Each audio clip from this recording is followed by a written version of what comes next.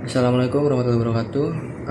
Sebelumnya perkenalkan, nama saya Rayhan Ahmad Mikail, NPM akhiran 154. Di sini saya akan mempresentasikan hasil dari milestone kami di Watwani. Di sini kita masuk ke slide kedua, yaitu dari Nangkio.co. Ini adalah nama perusahaan kami. Di sini kami menginovasikan buah nangka menjadi produk olahan yang unik dan juga efektif. Itu sebagai konteks atau sebagai gambaran umumnya, di sini kami menemukan bahwasanya produksi nangka di Indonesia itu mencapai sebesar 789.000 ton kurang lebih pada tahun 2023. Nah, ini sebetulnya menurun dari produksi pada tahun 2022 yang mana mencapai kurang lebih 800.000 ton pada tahun 2022. Dari itu ini kan kondisi yang mengkhawatirkan. Nah, ini kalau kita analisa, sebenarnya salah satu alasan dari sekian banyaknya alasan kenapa produksinya bisa turun itu salah satunya adalah karena permintaan atau demand dari buah nangka tersebut itu menurun gitu. Nah, di sini masalah yang ingin dipecahkan oleh Nangkio adalah kurangnya inovasi dalam pengolahan nangka, yang mana hal ini menyebabkan permintaan terhadap buah nangka tadi itu menurun. Sehingga dampaknya penurunan inovasi ini merugikan petani, terus konsumen, UMKM, dan juga ekonomi secara nasional gitu. Selanjutnya yaitu pernyataan masalah atau industri. Sini masalah yang ingin dipecahkan adalah Indonesia memiliki potensi besar dalam produksi nangka, tapi pemanfaatannya masih terbatas. Nangkio di sini hadir sebagai inovasi kuliner yang menggabungkan nangka dan keju, sehingga menciptakan cemilan yang sehat, lezat, dan bernilai jual tinggi. Selain memenuhi permintaan pasar akan produk inovatif, Nangkio juga mendukung petani lokal dan dapat bersaing secara global. Sini data pendukungnya, seperti sudah saya sampaikan sebelumnya, produksi nangka di Indonesia mencapai sekitar 700 sampai 800 ton pada tahun 2023. Di sini area dari produk kita ini adalah di area makanan, di industri pertanian, pengolahan dan pangan. Terus domainnya yaitu produk inovasi pangan. Selanjutnya yaitu analisis masalah. Di sini ada stakeholders yang terpengaruhi, yaitu antara lain adalah petani nangka, konsumen, produsen, olahan nangka, dan juga pemerintah khususnya di sektor pertanian. Terus selanjutnya yaitu adalah dampak bagi stakeholder. Di sini penurunan kesejahteraan petani nangka, menurunnya keberagaman produk panen lokal, juga peluang pasar yang terbuang.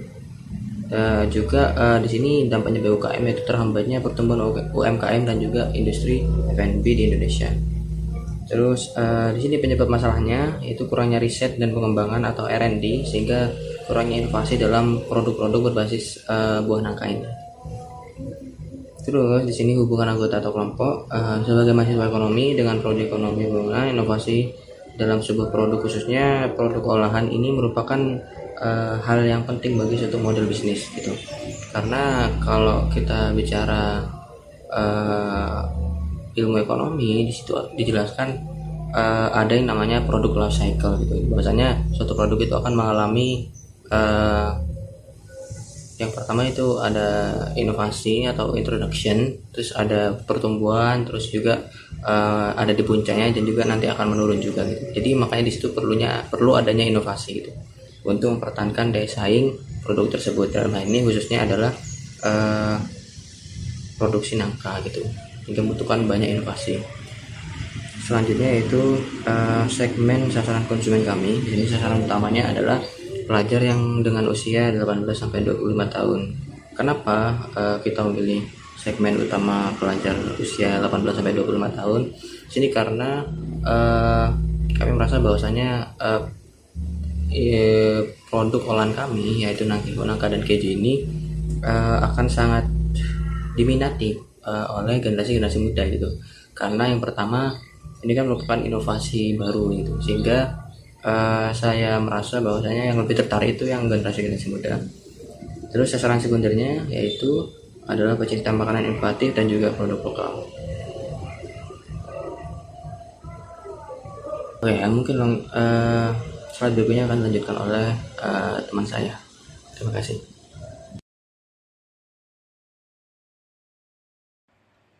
Perkenalkan, nama saya Muhammad Iskandar Rabiansyah dengan NPM 220 420 10 336. Kemudian kita masuk ke slides jobs to be done dan alternatif. Jobs to be done itu dibagi menjadi 3 bagian, yaitu fungsional, emosional, dan juga sosial. Fungsional, sebagai mahasiswa, dianjurkan mendengarkan dosen saat menjelaskan agar mendapatkan ilmu yang bermanfaat. Kemudian emosional, sebagai mahasiswa, harus bersungguh-sungguh dalam mengikuti mata kuliah agar mendapatkan hasil yang maksimal. Kemudian, sebagai mahasiswa, kemudian sosial, sebagai mahasiswa, mendapatkan apresiasi dari dosen apabila dapat menjawab pertanyaan dengan tepat dan benar. Kemudian kita masuk ke slide alternatif. Nah, untuk alternatif saat ini, sebagai mahasiswa, dengan meningkatkan lagi minat baca dan kerajinan dalam belajar. Kemudian kekurangan dari alternatif saat ini.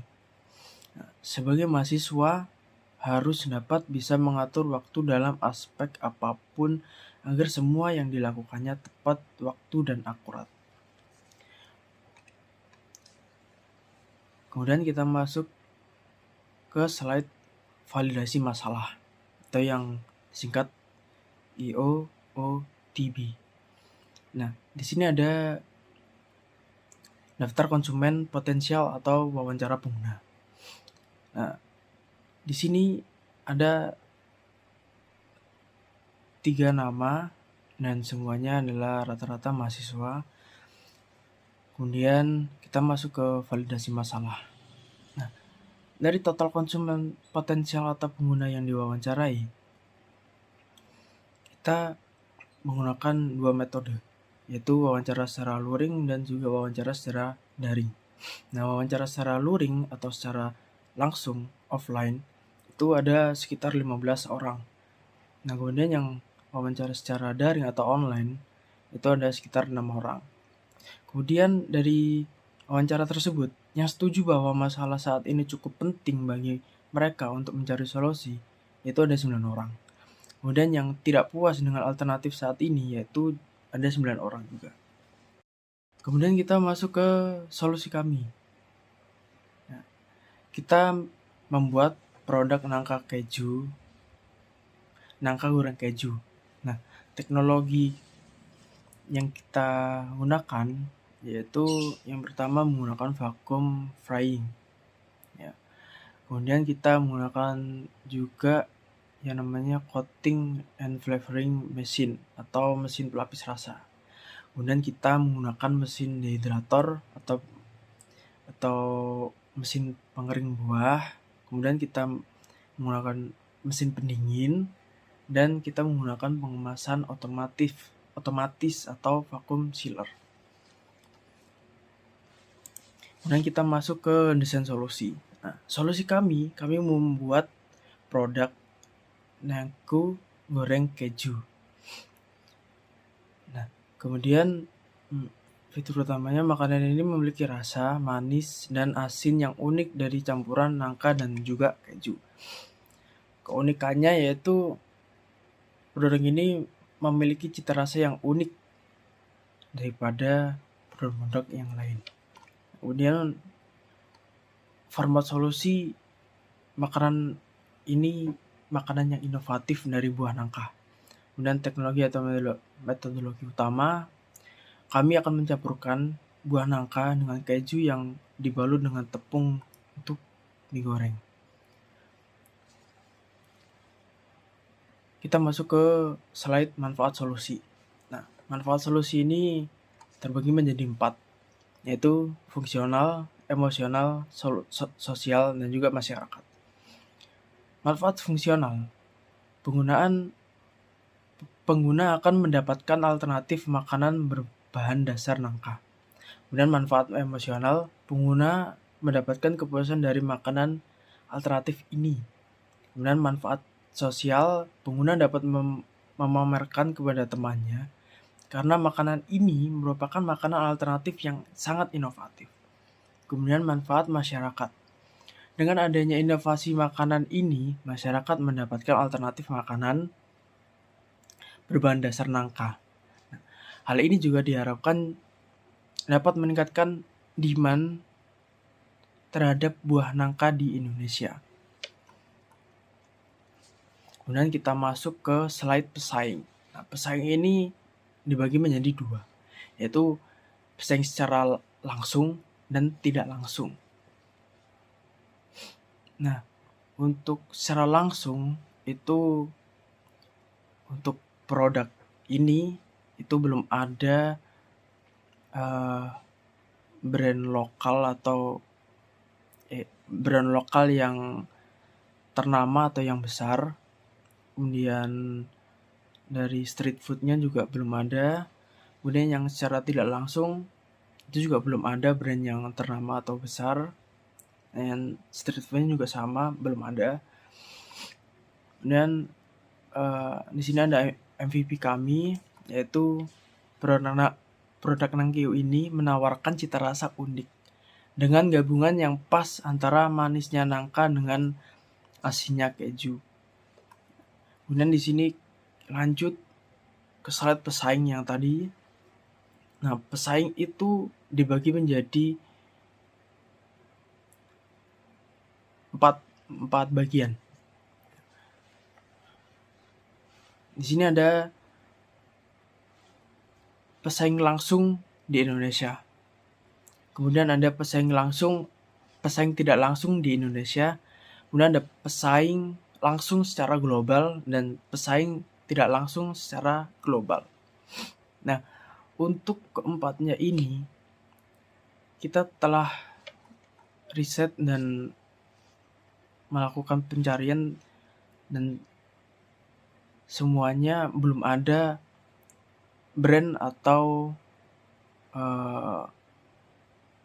tempat yang ternama yang memamerkan produk ini. Jadi secara lokal maupun secara global itu kita belum menemukan adanya brand yang ternama atau besar.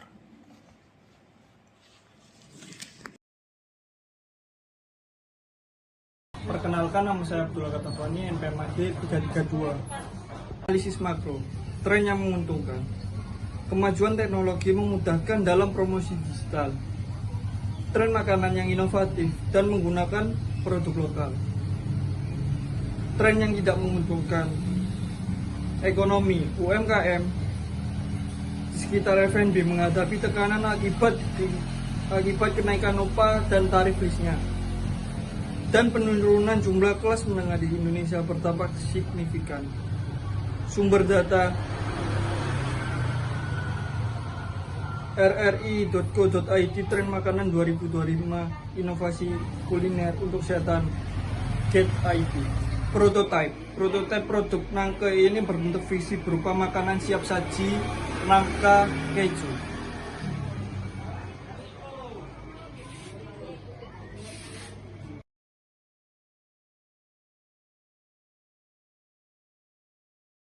Fungsionalitas yang disertakan dalam prototipe. Fitur atau hal yang menjadi sorotan utama dari produk makanan nangka ini adalah rasa manis dari nangka yang bercampur dengan asinnya keju menciptakan rasa yang kompleks. Fungsionalitas tidak termasuk dalam prototipe dikarenakan produk nangka ini merupakan produk olahan makanan yang mana setiap aspek dari cita rasa nangka dan keju ini perlu dipertahankan, maka tidak ada fitur yang akan dirubah sama sekali.